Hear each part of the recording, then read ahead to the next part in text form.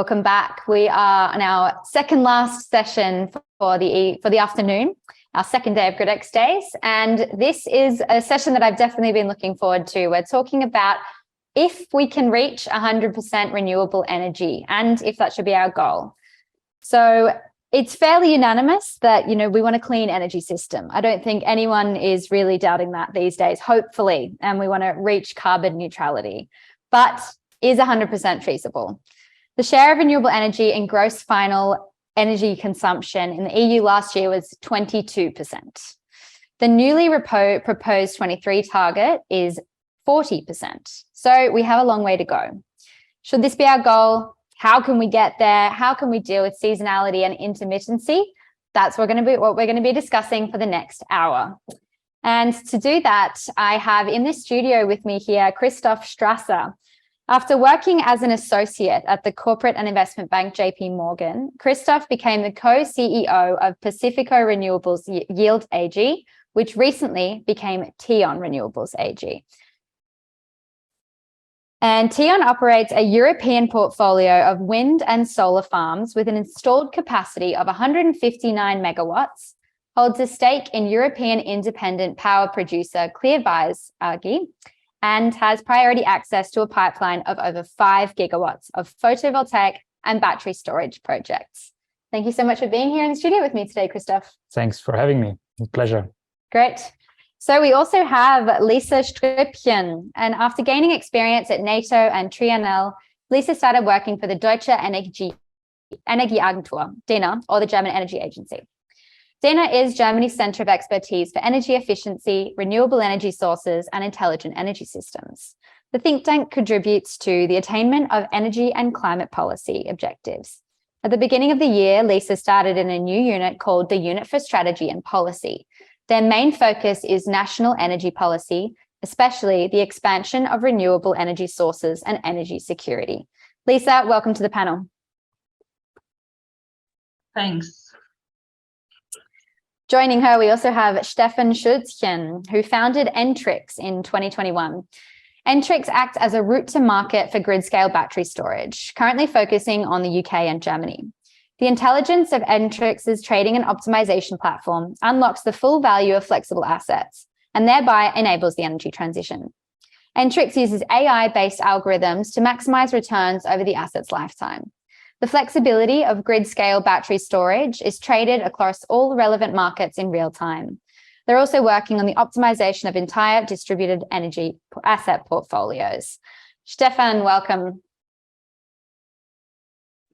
Thank you. Pleasure to be here. Good to hear.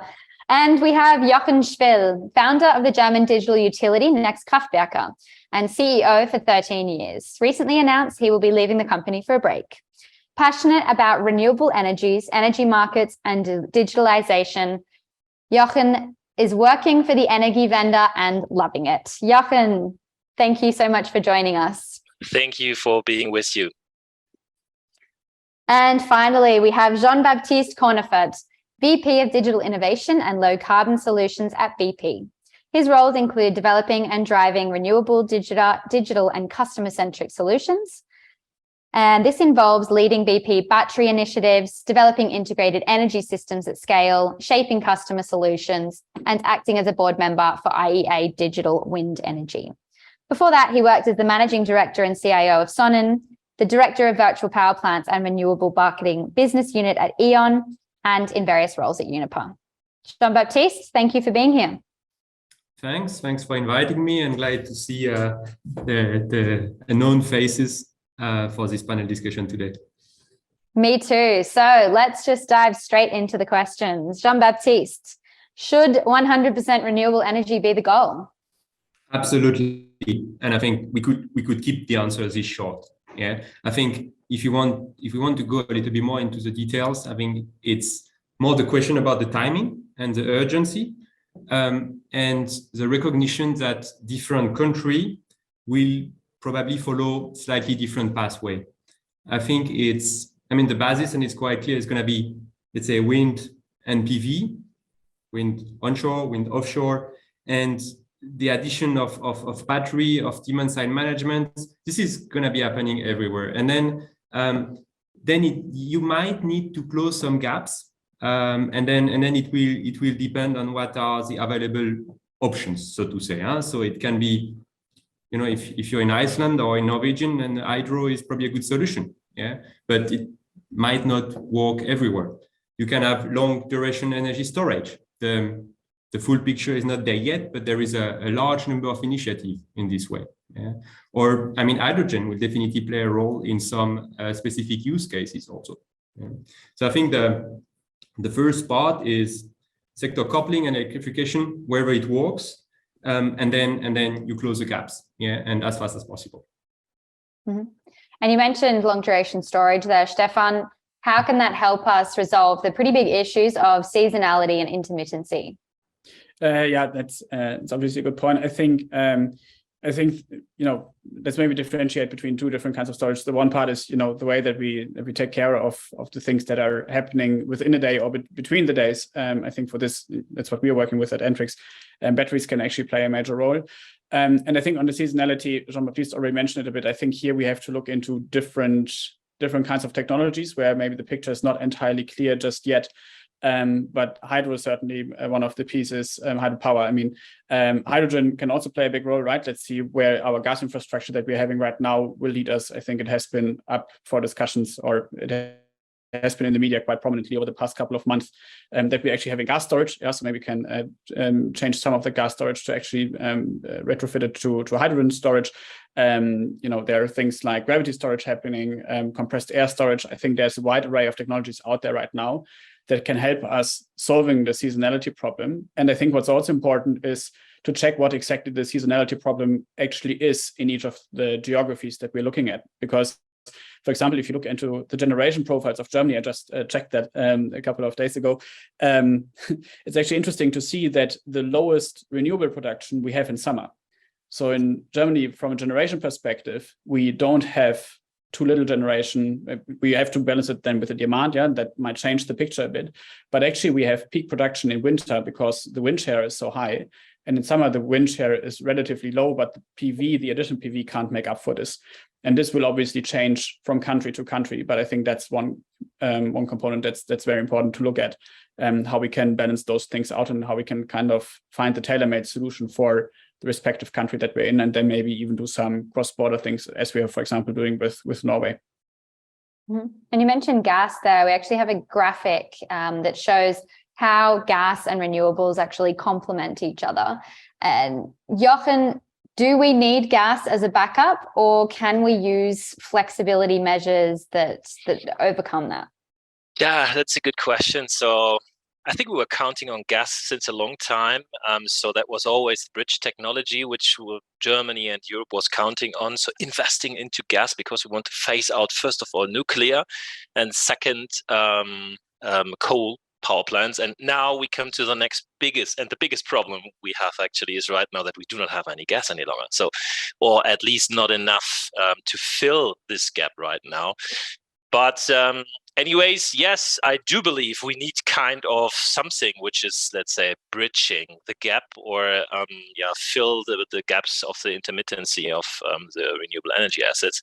So big question is, how can we count on the gas? I think, yes, we're going to do this, and we still need to rely a little bit on gas. And then, let's say, next to it, hydrogen is coming then. So every gas power plant will be now, which is now a new one or will be installed, is kind of hydrogen or should be hydrogen ready. And I think that is then the next step, that we gonna switch from gas to hydrogen. And yes, I think still we need kind of these technologies, yes. Mm-hmm. And Lisa, recently Greece relied on renewables only for 5 hours. Why is this significant? What can we learn from this? And how can we make it last for longer? Yes, thank you for the question. I think in general, Greece is a great example that we are actually able to achieve a system based on 100% renewable energy sources. But actually, I can only agree with the previous speakers that what we need to make it last longer is definitely more flexibility in the system. So, for example, electricity storages and also DSM more in the future. I think at the moment DSM is a little bit not there right now. For example, regarding the distribution level, the household appliances are currently not ready. They don't have the technical equipment to actually react to market prices. So there we are not quite there. But of course, the importance of flexibility increases with the growing share of renewables. And I mean, the German government has just tightened the targets for electricity. So now we aim at a share of 80% renewables in the electricity generation by 2030. And in this context, we definitely also need to think about the role of natural gas in the future. Jochen, you already mentioned this, I think, because we are always considered natural gas to be the bridging technology, but now we need to incentivize flexibility measures much earlier than we previously thought. And I think to use the full flexibility potentials, we need to find solutions for regulatory and also technical issues. And when speaking about the technical issues, I'm not even speaking only about hardware and software, but also actually about the skilled workers who are able to handle all of the data and to work with the software. I think this is a big problem that we are not speaking about enough at the moment. So so basically what we need is definitely the expansion of renewable energy sources and then also flexibility measures. And to expand those, we need the appropriate regulation, we need to have the technical solutions, and we need the skilled workers to handle the data. Mm-hmm. Yeah, a lot to cover there. Christoph, you were nodding a lot to some of those points. Did you want to add something? No, I fully agree. I think flexibility certainly is going to be a key topic, and that's why also we as a company will start investing heavily into battery storage, a grid scale battery storage, which I think will be a key piece of the puzzle for the next years to come of the energy transition, because just the build out of the grid takes so much longer and way too long and is so costly. So, and we need solutions now in the short term, and that's why flexibility solutions like such as battery storage will become more important in the future. And obviously we need to really scale up PV and wind as well. What's kind of holding us back from that, and how can we accelerate that? Yeah, I think there are a few areas, but to highlight maybe 2 or 3. So I think the permitting processes are still too tedious in many regions. So one example to make it more tangible: in the UK, we're looking at a project now which is really basically ready. We're just waiting for one committee to give the final tick. And we've been put on the agenda, it will happen in the next 2 weeks, and then we got pulled again from the agenda because some other urgent topic came up, and this has been going on like this since months. Okay. So if you talk about what would help accelerate the build out, it's really, I think, more streamlined permitting processes. This is something I think we really need in many countries. Then other topics like I think space in Europe, of course, we have less large tracts of lands like in other regions, so we need to think about more creative solutions, not just big PV parks, big wind parks, more like also in densely populated areas. So one topic I find super exciting is community solar, building PV on rooftops in densely populated areas, sharing the electricity and not just doing it on individual houses. And then I think another key issue these days is the supply chain, right? We are facing a lot of delays, in various areas, and just too dependent on China. And I think global production needs to ramp up, which also means I think more and more in Europe. Let's see if we can be competitive, but still I think global production needs to ramp up to not really be on the or pull down the acceleration of the energy transition. I think we just need more capacities. Yeah. And Jean-Baptiste, do you experience those supply chain challenges at BP? I think we have them too. Yeah, I think we have a light source BP is typically building large scale PV park across the globe. And I think when I discuss with the colleagues, I think we experience those challenges too. Or for our EV charging network, yeah, you need plenty of pieces that comes from all over the globe. And yes, we do experience those challenges. There are still ways, and maybe one point also to add on that. I think the solution, I agree with the solution that have been proposed yet, and it's the technological solutions, part of the supply chain problems that have just been mentioned. They are there today.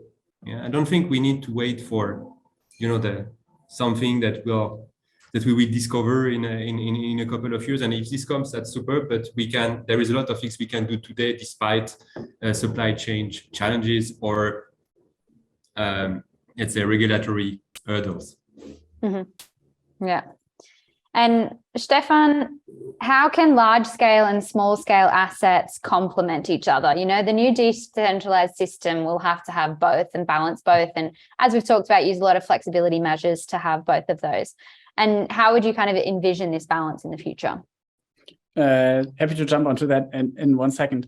Maybe just one point to add very briefly to the question before, what's hampering the rollout. I think Chris was very much on point with regards to the permitting processes, but I think actually the regulatory hurdles go even further than this, because we, for example, also have a big workforce problem, right?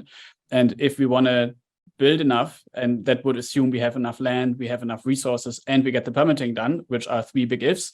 But even if we have this, then we still need to have the people who would actually deploy it and install it. And I think this is also one of the problems that we're facing right now. And in Germany, for example, we are requiring always to have certified electricians putting things out, which, in principle makes sense. But on the other hand, to become a certified electrician takes some 3 years or so. And if we really want to scale up the build out, I think this is also one of the topics that is frequently overlooked. I just heard about it a couple of weeks ago, and that was very surprising to me, because so far I've always only thought about, hey, we need to get the permitting done and we need to build out the grids, but it really gets down to, do we have enough people to actually connect everything that we have to connect in the upcoming years? So this is just one interesting point that I heard that I briefly wanted to add to the question that you raised, in the sense of how can large and small scale assets complement each other? And I would assume especially Jochen can add a lot to that question, because I think it's very much a VPP question in the end. But I think that is indeed more or less the answer eventually, right? I think what we have to do is that we find every kilowatt hour and I'm deliberately not using megawatt hours, but kilowatt hours of flexibility that we have in the system, and leverage that to the fullest extent. And I think what we do with large asset like standalone grid scale storage is that we integrate with the market directly, and we try to basically support the macro movements. But I think if we move towards a really intelligent system, we should also use the small flexibilities that we would see behind the meter, do some behind the meter optimization, and also ideally aggregate the small capacities up into virtual power plants, so they can actually move the needle on the market in the bigger scale as well. And obviously, I don't want to rant on regulation the entire time, but I think right now, and I think this is something that Jochen indeed knows much better than me.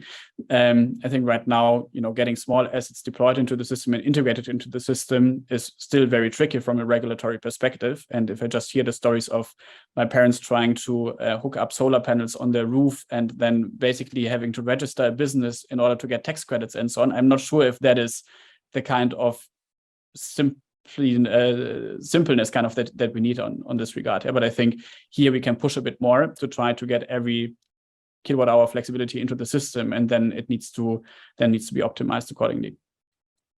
Jochen, what would you add to that? Yeah, thank you so much, Steffen, to highlight this. First of all, I totally agree. So since we are working on this since now more than 10 years to integrate small scale assets into the system, and still there are a lot of hurdles to do so. I'm a bit fearing that we talk a little bit too much about economic redistribution at these days. This is happening at the COP, for instance. This is happening at the so-called Strompreisbremse, so the break of power prices and gas prices.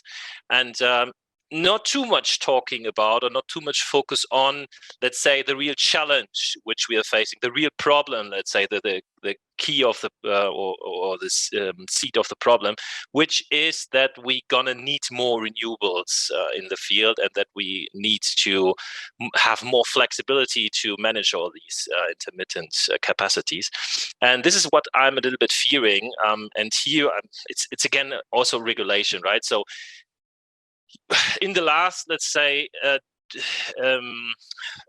decade, we were talking a lot about phase out of coal, and I think last 4 years of the last government was just facing on this one, on coal phase out, and there was blocking all the needed nitty-gritty stuff which is needed in the regulation. So an innovative change of the energy system needs an innovative regulation, because we are heavily regulated, and this is needed also in the power system. At the same time, to make innovation possible, but we need also then have regulation which is, let's say, at the same speed as, let's say, all these wonderful startups which we have here on the table, for instance. And so I think, governments and regulators need to do their homework, and I'm fearing that we're losing too much time on redistribution discussions right now, as we used to have the same focus on discussions on the phase out of coal. We have some homework which we need to do. And Lisa, we've been talking a lot about regulation, and you work quite closely with policy. Can you give us any concrete sort of examples of how regulation should be improved to reduce the hurdles that we've been talking about?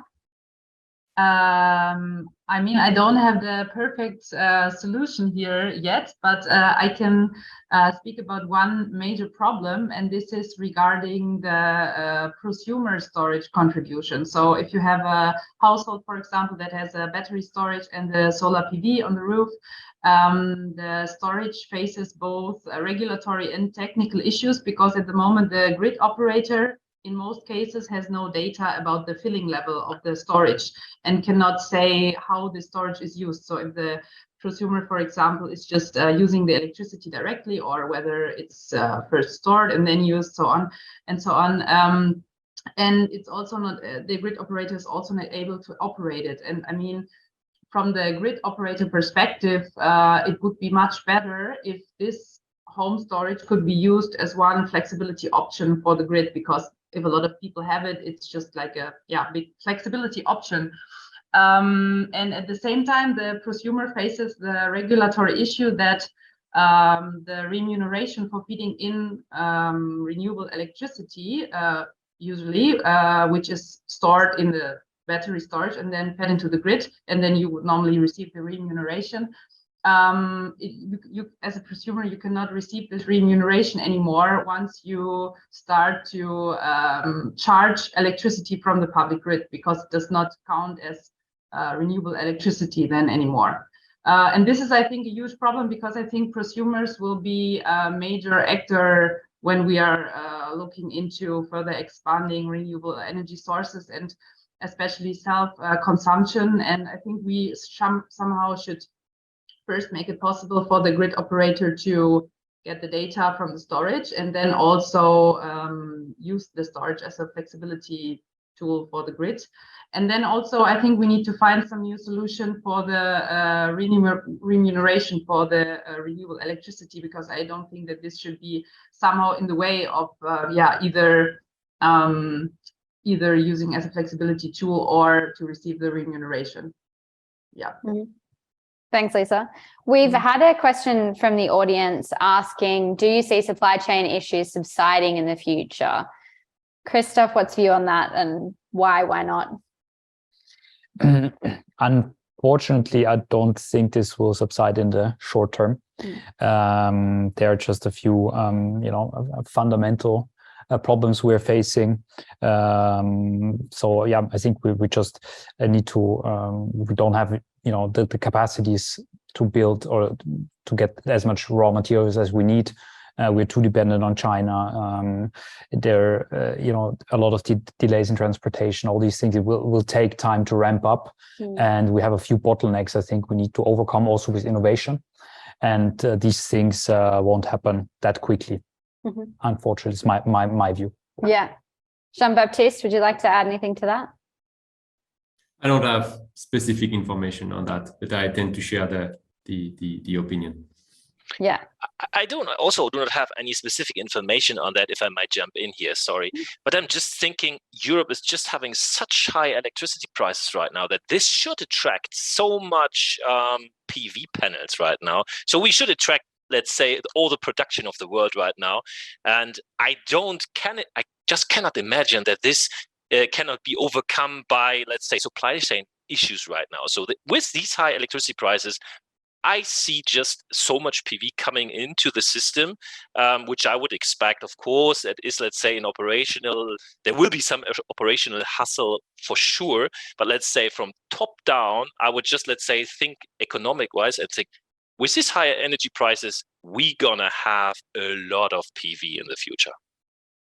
Yeah. And we're also seeing, Jochen, with gas prices going crazy, the Repower EU packet with higher targets of PV, of EVs and everything like that. How do you think we can kind of match those increased targets with actually delivering the goods? Yeah, I do not have, let's say, any inside view on, let's say, on the supply chain. So I just see very high electricity prices, which, let's say, it goes in the same direction as the high goals which we are having from renewable energy assets or renewable energy goals. And so I think we're gonna have a lot of PV installation in the near future. For sure, let's say we have some issues, COVID still, and supply chain issues.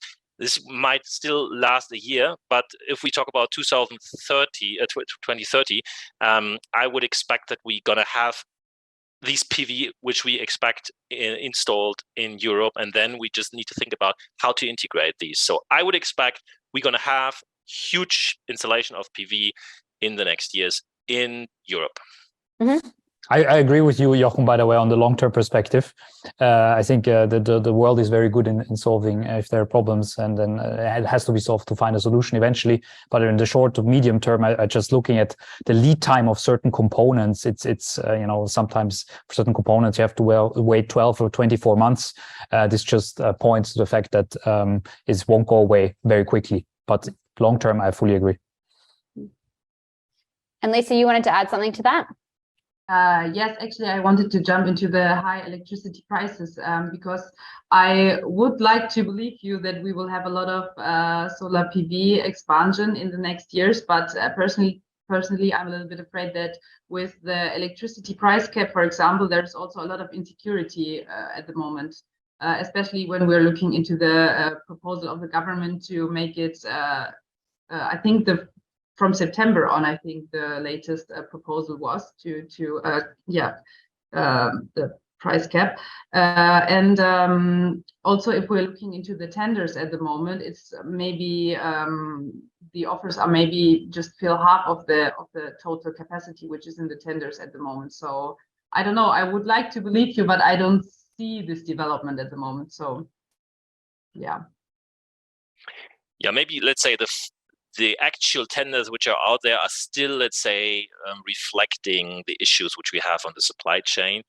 And I would not expect, so the latest update we have had, or we just saw today on the price caps for electricity and the redistribution of the earnings.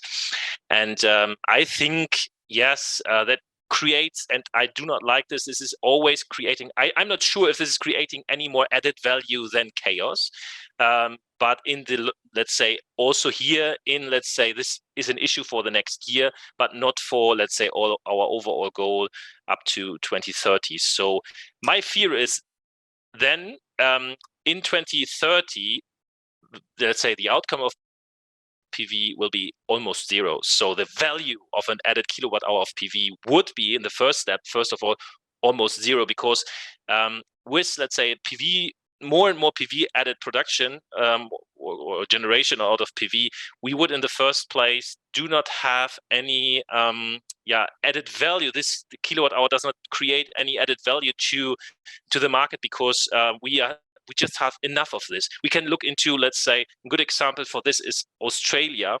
Here we see PV curves which are going up, and then at 11 o'clock we just have a flat kind of a base load delivery of PV, and then at 3 o'clock p.m. it's going down again, and the peak is totally just switched off because we cannot integrate this PV plant, this PV power into the power grid, and this is also what I'm expecting will, in the first place, happen in Europe, and first of all, maybe in Germany.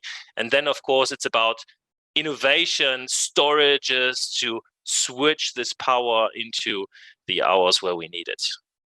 Yeah, it's exactly what I wanted to ask Steffen. Obviously, storage plays a really important role here, where we need to make use of every bit of renewable power we can get, and a lot is going to waste because we can't handle it in those peak times. How can we kind of better balance peak and non-peak hours? Actually, I think so that's a perfect question, but I think Jochen basically gave 95% of the answer already. I think that's exactly how you do it, right?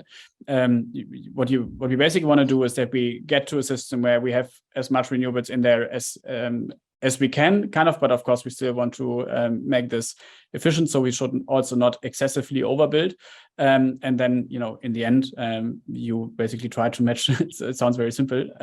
From a tech perspective, it's a bit more difficult, but in the end, we just have to make sure that we match demand and supply, and ideally we manage to flexibilize things on both ends. And then we bring it together. I think ideally, if we are smart, we also make sure that we are trying to avoid bottlenecks that we can avoid. Yeah. So for example, I think co-location of renewables and storage is a very good idea, because in some countries, in Germany, it's to a certain extent a problem. In the UK, in the Netherlands, I think those problems are more severe. There, the grid connection is one of the key bottlenecks that you face in the very first place. So what we actually have to do is that we already couple those assets behind the meter, so we don't add additional congestion to the grid. And then we can basically balance this out behind the meter, kind of, and then make sure that we have a nice and smooth supply into the energy system. Of course, it's a bit simplified speaking, but I think that's the direction in which we should be headed eventually. Mm-hmm.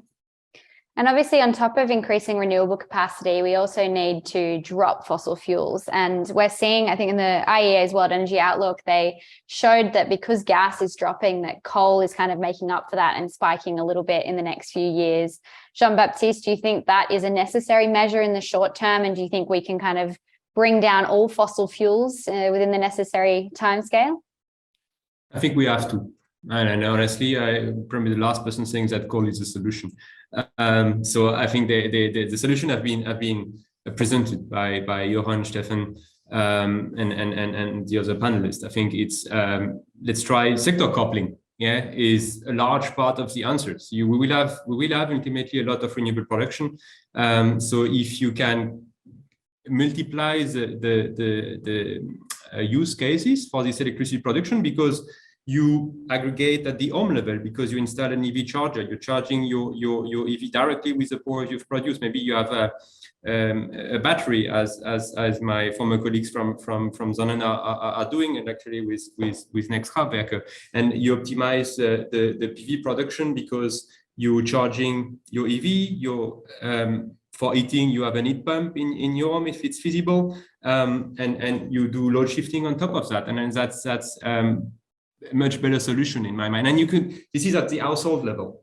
You can do that, and it was mentioned by Steffen on the large scale PV park with co-location with renewable, with let's say energy hubs. Yeah, we were talking about hydrogen. Yeah, so if you want to produce hydrogen, green hydrogen, you need large renewable facilities, maybe an offshore wind park nearby.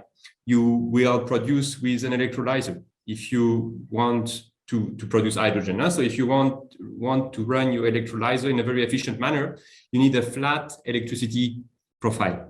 If you want to do that, maybe you have your offshore wind park, you have a large-scale PV park on the other side, and you have a battery in the middle to be able to supply, when needed, the flat electricity profile for your electrolyzer.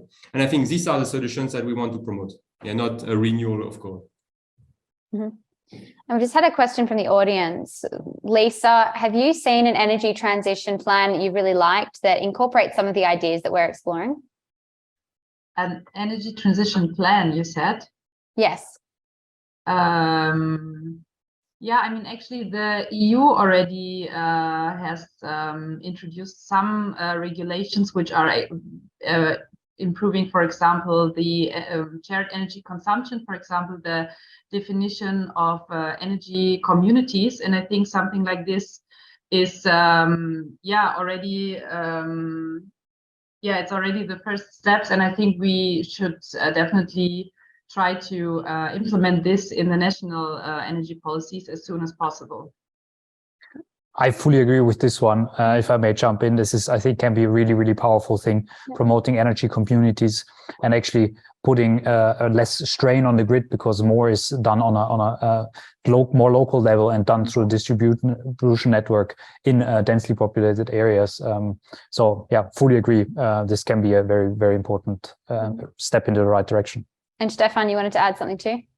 Yeah, I think we had those 20 minutes about regulatory ranting, and I think on many things we were probably not entirely off, but I think at the same time we should also be appreciative of the amount of activity that is ongoing there, because I think the regulator is actually pushing. They have been pushing for a number of years, and I think some of the measures that we have been seeing actually helped us getting to the state that we are at. And for example, Chris can probably say a bit more about that, to which extent fixed feed-in tariffs and so on actually reduced the investment risk and therefore supported the renewable build-out and so on. I think what's currently happening is that we're moving into an entirely different nature of an energy system. And at the same time, we can't just say, okay, let's now switch it off for 4 or 5 years, and then we come up with the perfect plan, and then we basically roll this one out. I think it's so complex that actually all of us, we kind of have to support this, because I actually think that many measures that are being introduced are coming from the right motivations. I hope, at least. Sometimes it's maybe lobbying or ill-informed decisions. But if you were, for example, to talk about the co-location cases, there are subsidy schemes set out by the regulator that are actually supporting the build out of batteries. And, I'm always talking about batteries, obviously. And I think to 90%, this is a good scheme again, but then the one thing that's not working in the scheme is that you can't import electricity from the grid because of some piece of the regulation, which then kind of reduces the overall value of that given site. Yeah, but I don't think that this is necessarily an ill-informed decision, but it's coming a bit from the legacy system, where probably at some point someone said a renewable site is a site where green electricity is being exported, and I must not import something that is not green, which probably a couple of years ago made sense. But in the system that we are moving towards it doesn't make sense anymore. But I think expecting that the regulator knows all these bits and pieces of this, and at the same time we want to have lean ministries and so on, and they shall be fast, we also have to allow them to sometimes do mistakes, and we have to help them not to make them, and do that together with them. Lisa, did you want to make a point there? Actually, I would like to add something to the regulation, because previously I mentioned that, of course, the regulation is really important, but also the technical equipment, because right now, I don't know, the smart meter is a big topic in Germany, and I think, we more or less failed the first try to roll out smart meter, and now there's a second or a restart, let's say, of smart meter rollout. And I think this, to actually use the full flexibility potential, for example, of a prosumer storage, as I said before, we need the technical equipment to read all of the data, and then again people to handle the data. So then I think the regulation and the technical equipment goes hand in hand. Mm-hmm. And Christoph, did you want to add anything about Stefan's point on feed-in tariffs? I agree that regulation was helpful in many instances, but actually what I wanted to add is also, since a positive side on regulation, actually what a very powerful thing that has happened in terms of regulation was the indirect effects, the regulation on investors. I think this is something that helped tremendously. There are a lot of good things happening, like the EU taxonomy and things like this, which we personally have, as in our company, have experienced as a positive thing. For instance, earlier this year we did a green loan instrument, and we attracted a lot of interest from big institutional investors because it was a green loan, and otherwise we probably wouldn't have been able to do it that well. and that certainly helped. So also I think the regulation on the investor side is actually something where a lot of things have happened and can be quite powerful. Nice to hear the positive side of regulation. Yeah, Jochen, you wanted to add something? Yeah, first of all, I also agree. It's not fair to rant always on regulation. So they are having also a tough job, right? And they're also going into the right direction, often, always, not but often. And it's, let's say, our goal also in such kind of discussion to support the good decisions and to give with that input for the next good decisions, right? And this is why we are. It seems so that we are often complaining about this, but it's, let's say, in the end, hints to do something better, right? But what I wanted actually to add is to Lisa's point on smart meters. Exactly. So this is really what we need in the end to give the incentive to the prosumers, to not only prosumers, everyone is talking about prosumers, but also just consumers, because prosumers in the end are kind of already incentivized in a good way. Yes, it's going in the right direction. But here I want to just make one point, that I just want to have equal rights between full in-feed and co-located assets. And we have still the problem, and we're going to face more of, or we'll have just more of this problem with more penetration of renewable energies, that we have, let's say, the so-called household or the house owners, which have the possibility to build their PV plant. They can just make use in these times also of cheap electricity and just buy the rest of the electricity cheap from the grid, which is not fully fair, because you'd still have the grid use and things like that. So it's a deep dive topic, so to say. But I would just want to make, let's say, make the point here: equal rights for full in-feed and for co-located assets on household level, but also, let's say, on grid scale level, makes just economically sense. And here I think to work on an improvement also, again, on regulation would make sense. Mm-hmm. Yeah, thanks for a really valid point there, Jochen. We've had a question from the audience from Leopold, who wants us to go a little bit deeper. He's not satisfied with all of the things that we've covered yet. He said, regulatory issues aside, how can 100% renewable work if we have a period with many dark days and low wind? Apart from deploying a more smart, flexible grid, grid-level battery storage and hydrogen plants, is that really enough? Jean-Baptiste, do you want to try and answer the difficult question? Yeah, no, I mean, it's a fair question. Yeah, and I think there is not one answer, because it will depend where you are, and we're talking a lot about Germany. The BP, we need to have a little bit broader view, and I think sometimes when we address the point about long duration energy storage, yeah, the answer is multiple, and there is not one. Sometimes I was amazed that my team came back recently on there is a big council and the UK government, and everybody is talking about it. Consultancy with a blue label is coordinating all that, and we have plenty of answers. Yeah, and then the team came back with cavern and speicher. Yeah, like compressed air storage.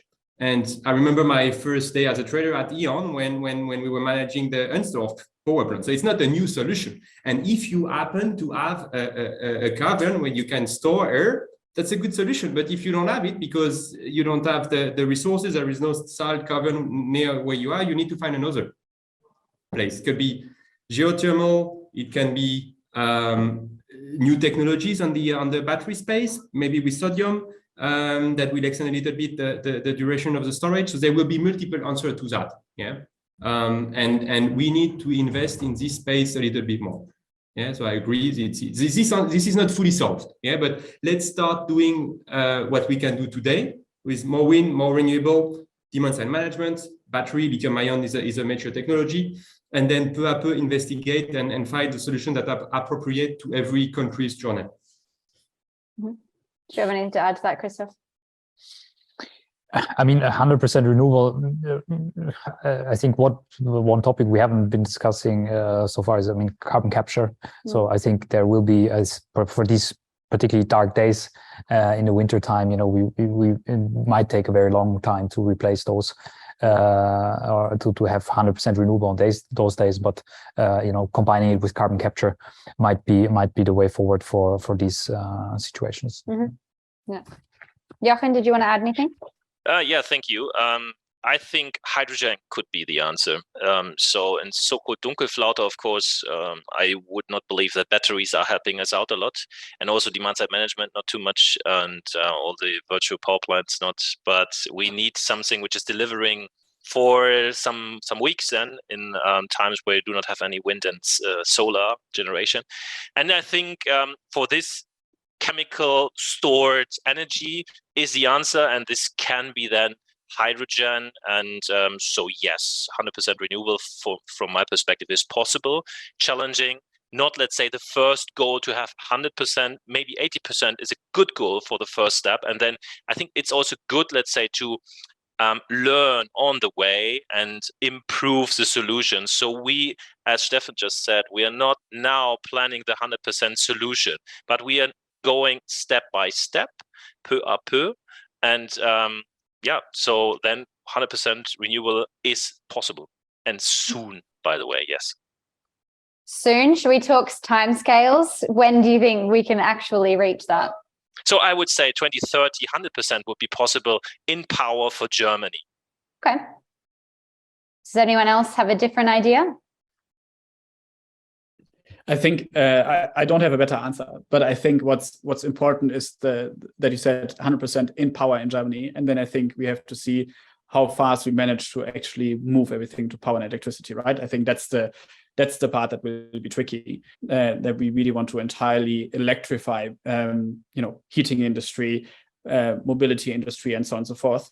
I think it's actually super cool that we're kind of starting to then agree on a common denominator, and that we say, okay, the entire system runs on power, and then we can only focus on getting power and electricity green. But I think that part of the transition that will actually take quite a bit, because there's also lots of legacy infrastructure and hardware out there that will take very long to replace. And if we just look at cars, we still sell combustion powered cars, and the average lifetime of a car is 7 years. So those cars, they will still be on the streets in 2030, even if we were to by then have a fully green power mix. Those cars, they will still somehow consume fuel, and they will still be there. And I think there we also have to be kind of wary of the resources that we have, because it might not make too much sense to throw everything away, especially the things that are efficient today. There's one example that I want to give on this. I'm not sure if it really answers the question, but to a certain extent, but actually I think it's helpful to think about that too, because if we also postpone too many investments for too long, we might actually hurt the system right now. And I think there was one example that I've heard of aircrafts, where you have the choice now between having a very old aircraft still out there that is right now just very harmful for the environment, and then waiting that you at some point can hopefully replace it with something that is running on green power, or replacing it today and it being much more fuel efficient and much better in filtering CO2 out. It might be the better choice to actually still make those investments, but then to also say, the lifetime of an aircraft is more than 7 years. So that's, I think, one of those things that we have to keep in mind. There's not this one silver bullet, and I'm not too much of a fan of just saying, here's the cutoff point, and as of then we do everything differently. But I think we have to take a smart choice and look really at the lifetime perspective of certain assets that we're working with. Yeah. And when we're talking about power mix, obviously electrification of mobility, heating, transport, aviation, and everything brings even bigger challenges alongside that. Jean-Baptiste, you've talked a lot about sector coupling. What sort of other challenges do we have to decarbonize all of those other kind of industries along the way?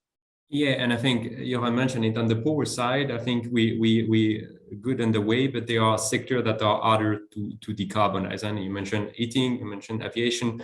And here, once more, there is not one silver bullet, but there will be multiple solutions. And then the start is, in my opinion, always try to be more efficient. You take aviation, you can fly less. Yeah, so it's not always easy to apply. I managed to come with a Eurostar to London on Monday, but it's it doesn't always work. We can consume less, be more efficient. Yeah, be more efficient. It's valid for both. Steffen mentioned more efficient airplanes. It can be better insulated homes. It can be adding a smart thermostat, and I think Christian from Talo was on another panel, where you can always, maybe it will not remove the full CO2 footprint, but just every step comes. This would be the first step, being more efficient. And electrify where it works. Yeah, so for heating, heat pumps is the obvious answer. It doesn't work everywhere. I have in the south of Paris an old house heat pump. I've already asked. It's complicated, so to say. But everywhere where this goes, and for new builds, it should be the obvious answer. It could be also for the aviation. I mean, for short distance, so flight taxis could be electrified. Long distance, it becomes more complicated, but there are also solutions here. Yeah, for aviation is sustainable aviation fuel. So it works today. Are they enough? No. Is that cheap enough? No. But I think at BP, with BP, who is investing quite a lot in this segment to make it more efficient, and you could just fuel your plane with let's say renewable fuel, so to say. Yeah, it could be in the heating segment, district heating. Yeah, wherever it works, it's also a very efficient way. And I mean, we mentioned it already. Hydrogen is for filling those gaps. Can be. I mean, there are probably industries that are even harder to decarbonize. You can say steel or cement production, where hydrogen will be a large part of the answer. Yeah. So I think this is multiple answers, but I'm confident we'll find answers to all those challenges. Mm-hmm. Absolutely. And we have a question from the audience from Marcus. He asked, can we achieve 100% renewables with the current market structure? Having a free market on one side, but also a heavily regulated sector relying on government incentives and development targets? Or does energy need to become a fully regulated commodity? Lisa, would you be able to provide some insight on that?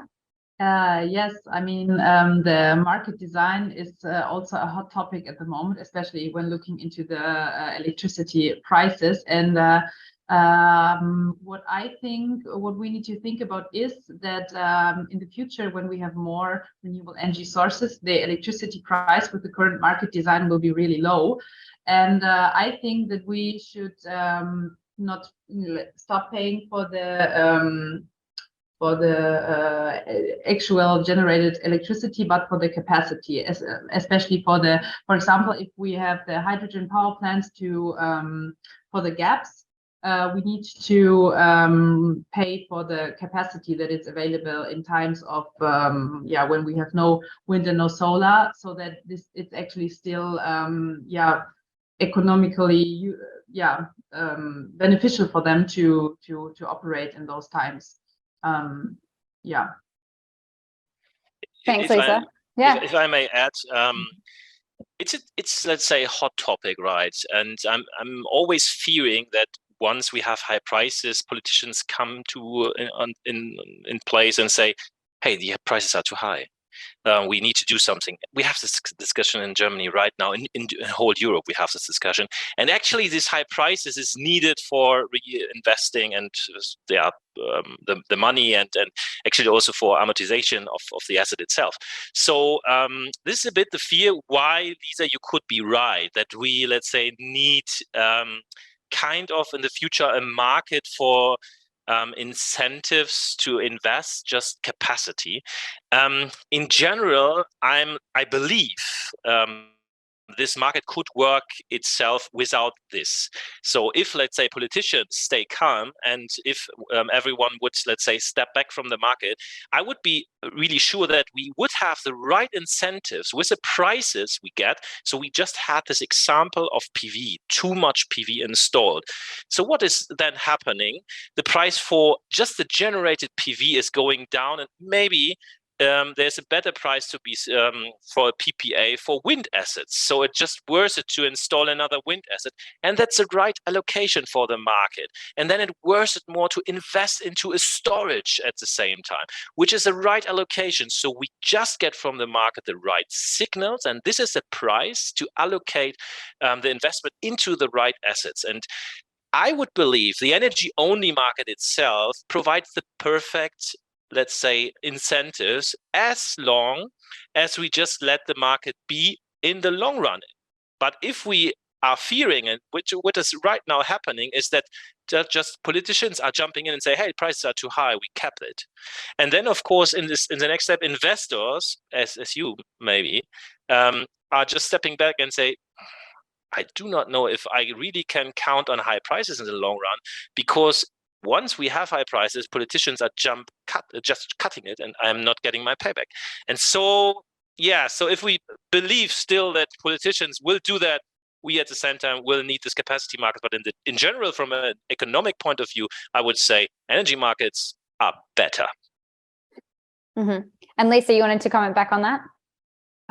Yes, exactly. Because in general, I agree with you, and I think in theory this sounds really nice. But I think let's put it like this: as a backup in the case of emergency, I think we still need some other asset, some other source which we can rely on, something like hydrogen power plants. And if this power plant will only be used, I don't know, in 2 days during the winter, I don't think I don't see any economic benefit for them. So why would anybody build such a plant, even though if in those two days we will need it? So yeah, this is a little bit my fear. And Stefan? Just shortly on this, Next Kraftwerke's business model was relying on some days per year payback for energy price in the capacity, so in the ancillary service market. If the prices are very high, it's worth it to invest in, and just having a day per year payback, and when the price is high enough, no problem. Sorry. No, I actually think that we are somehow on the same page actually on this one, because I think in the end, I think well, you tell me, but that's my understanding, right? I think the market mechanisms in principle work, and I think that's actually also what we have seen over the past couple of months. And I'm getting a bit frustrated kind of with the fact that, we have had the super high power prices or energy prices over the summer, and now they're actually going down, and now we are starting to introduce price caps, but the market has found its new equilibrium kind of. And I think it's okay even to have the redistribution discussion, but please, let's not mess with the market mechanism in the first place. Let's try to find a way to then distribute afterwards. But the mechanism in itself works, and it's setting the right incentives, because we just spoke about the way that we have to flexibilize the system, but I need to have some coordinating force, and I have a very hard time thinking of another mechanism that will actually provide this coordination force if it's not a market-based pricing mechanism. So I think it's okay to think about how to adjust the regulation and to maybe regulate certain parts heavier, maybe work with some capacity prices to incentivize certain investments. But I do not think that we have to basically transform the entire system and go to centrally planned energy system. For this, it's becoming that's the direction in which we're heading. We're heading into a decentral energy system. So making this one, trying to control with a centrally regulated scheme, I think is, in any perspective set up for failure. Thanks, Stefan. We've basically run out of time, but just quickly want to ask Christoph about the investment, the incentives to invest. Do we need incentives, or are the benefits already there? Renewable production in many cases is the cheapest way to produce electricity. So I think fundamentally the technologies are there, and but still, of course, support helps and incentives help. But I mentioned earlier, I think incentives for investors actually are something that I find very, very useful to channel money where it can actually be deployed. That's my take. Great. Well, unfortunately, we've run out of time, but thank you so much to everyone who's joined. Really hot discussion there. I think there's no doubt that we can reach 100%, and we will reach it. A lot of ways, a lot of things we need to combine to get there. But I think hopeful that we can definitely get there. Thank you all for your time and your insights.